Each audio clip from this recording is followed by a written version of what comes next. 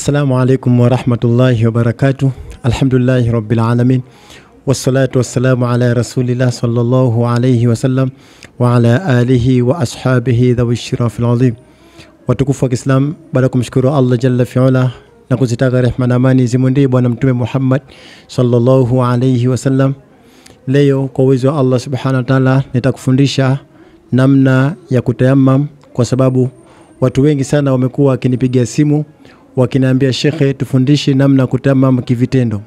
Kwa inshallah leo nitakuwa pamoja na wewe au wewe kuwa pamoja na mimi katika masala ya kutayammam kivitendo. Fuatilia darasa hili mwanzo mwisho. Kwanza lazima kwenda kivitendo. Kwanza tambua kwamba kutayammam kuna nguzo zake, lakini kutayammam kuna sunna zake, lakini pia kutayammam kuna nia yake. Sasa nitakusomea baadhi ya nguzo ambazo zipo katika masala ya kutayammam. Asema kam furudhu tayammum, ni ngapi faradhi za kutayammam, yani mambo ya lazima katika kutayammam. Asema furudhu khamsatu, faradhi zake ziko 5. Al-awwalu, jambo la kwanza la wajibu kwenye kutayammam, an-niyatu, unatakiwa utie nia, na hii nia inatiwa usoni. Nitakuonesha kivitendo mwanzo mwisho, fuatilia darasa hii.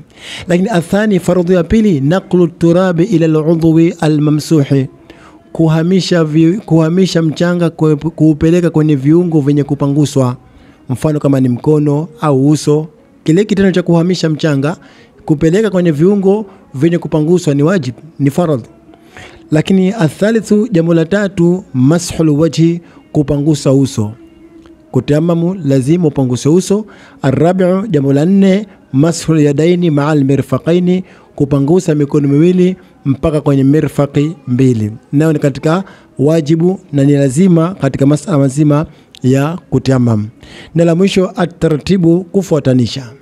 Utafuatisha hizo nguzo zote. Kwa mambo ya wajibu ni hayo.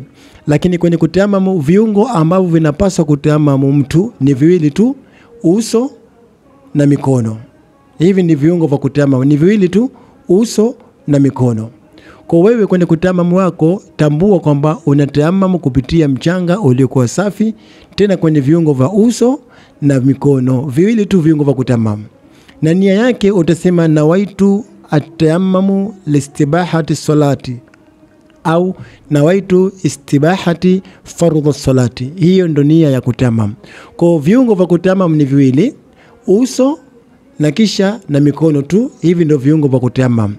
Na nia ya kutayammam utanuia nawaitu istibahati fardhu salati. Inshallah twende pamoja kivitendo. Fuatilia mwanzo mwisho hii darasa kwa vitendo, namna ya kutayammam, ili nawe upate ibra na upate mazingatio. Twende pamoja inshallah.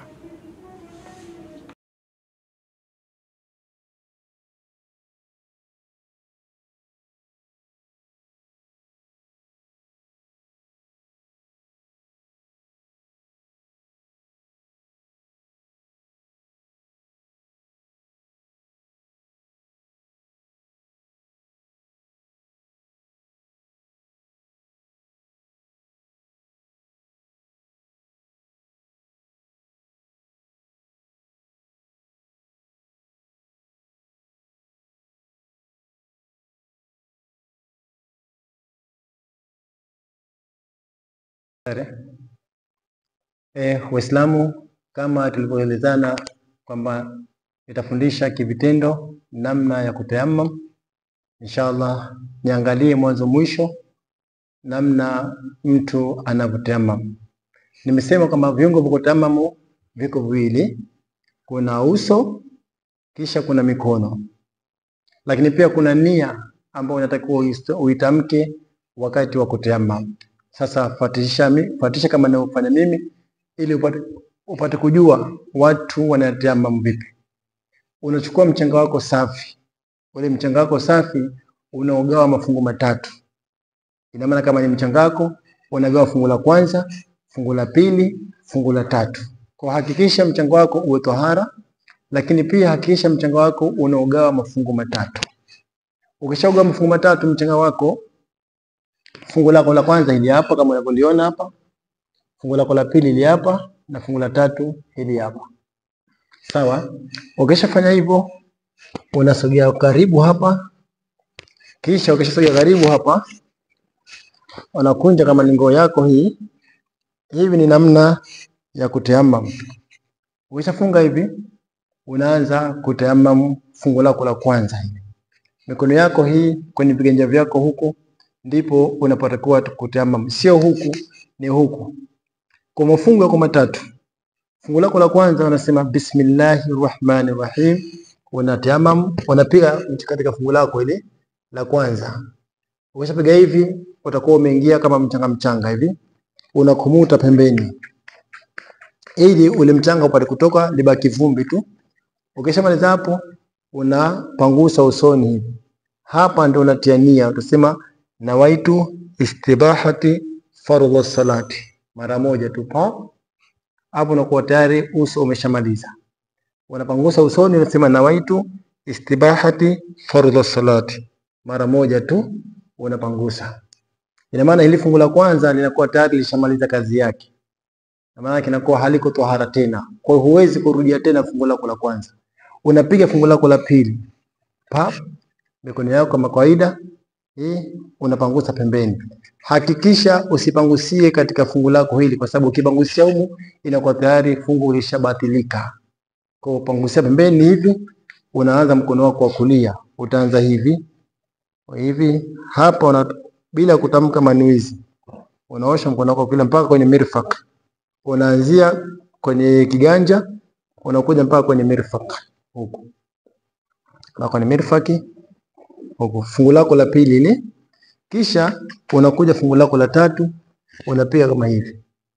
Kisha unapangusa pembeni. Ukipangusa pembeni vile vile unamalizia mkono wako wa kushoto. Hapa alafu unakuja hivi mpaka katika mirfaqi huku, unakuja unapangusa. Hivi ndivyo viungo ambavyo vinatakiwa mtu atayamam. Kwa hiyo inshallah hivi ndio namna ya kutayamam, unatakiwa ufanye kama hivi. Na wewe inshallah tumuombe Allah akujalie, akufanyie wepesi, uwe ni mtu ambaye unaweza kutayamam, na pia akujalie, akufanyie wepesi haya mafungu matatu, uwe ni mtu ambaye umeyatekeleza kwa uwezo wa Allah subhanahu wa ta'ala. Kwa hivi ndio namna ya kutayamam. Mwenyezi Mungu atufanyie wepesi inshallah. Kama tulivyoona namna ya kutayamam, na inshallah na wewe nenda kafanye hivi kama nilivyokuelekeza, kwa sababu utakapokuwa umeenda kinyume na hivi, maana yake wewe utakuwa bado hujatayamam. Kwa inshallah tumuombe Allah tufanyie wepesi haya madarasa na haya masomo ambayo tunatoa, basi yawe ni yenye kuleta tija katika umma huu wa Kiislamu. Kwa hiyo kutayamam hivyo ndio ninavyofanya kivitendo, na wewe kuanzia leo insha Allah nenda kafanye kama nilivyokufundisha. Lakini pia ukihitaji kuungwa kwenye grupu langu la WhatsApp kwa ajili ya kupata faida kama hizi, basi nitumie SMS kwa namba zangu za WhatsApp 0777799359. WhatsApp namba ni 0777799359. WhatsApp namba ni 0777799359, ili nikuunge katika grupu upate vitu kama hivi kwa uwezo wa Allah subhanahu wa ta'ala. Dondosha comment yako hapo chini, na pia Mwenyezi Mungu akufanyie wepesi inshallah. Kwa maoni na ushauri pia unasikilizwa inshallah. Wassalamu alaikum wa rahmatullahi wa barakatuh.